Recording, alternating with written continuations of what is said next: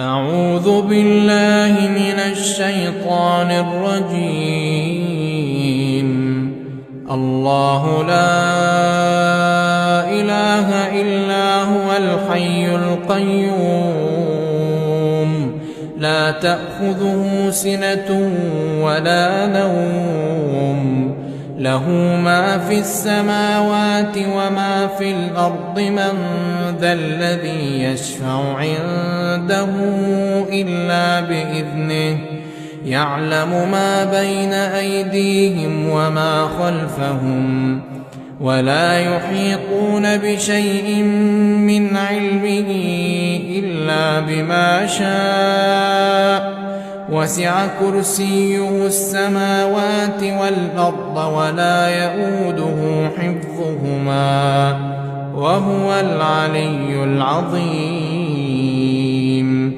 لا إكراه في الدين قد تبين الرشد من الغي فمن يكفر بالطاغوت ويؤمن بالله فقد استمسك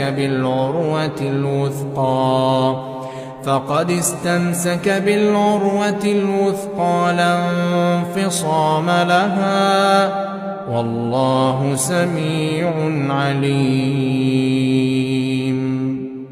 الله ولي الذين آمنوا يخرجهم من الظلمات إلى النور والذين كفروا أولياؤهم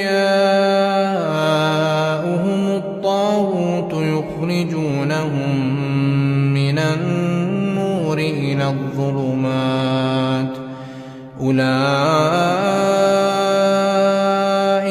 أصحاب النار هم فيها خالدون.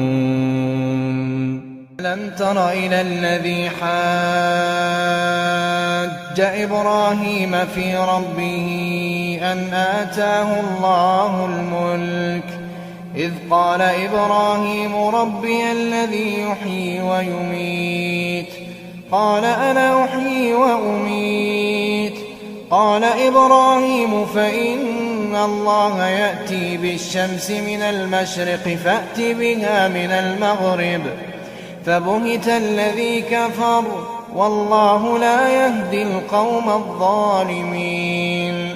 أو كالذي مر على قرية وهي خاوية على عروشها قال أنى يحيي هذه الله بعد موتها فأماته الله 100 عام ثم بعثه قال كم لبثت قال لبثت يوما أو بعض يوم قال بل لبثت 100 عام فانظر إلى طعامك وشرابك لم يتسنه وانظر إلى حمارك ولنجعلك آية للناس وانظر إلى العظام كيف ننشزها ثم نكسوها لحما فلما تبين له قال أعلم أن الله على كل شيء قدير. وإذ قال إبراهيم رب أرني كيف تحيي الموتى قال أولم تؤمن قال بلى ولكن ليطمئن قلبي قال فخذ 4 من الطير فصرهن إليك ثم اجعل على كل جبل منهن جزءا ثم ادعهن يأتينك سعيا واعلم أن الله عزيز حكيم. مثل الذين ينفقون أموالهم في سبيل الله كمثل حبة أنبتت 7 سنابل في كل سنبلة 100 حبة والله يضاعف لمن يشاء والله واسع عليم.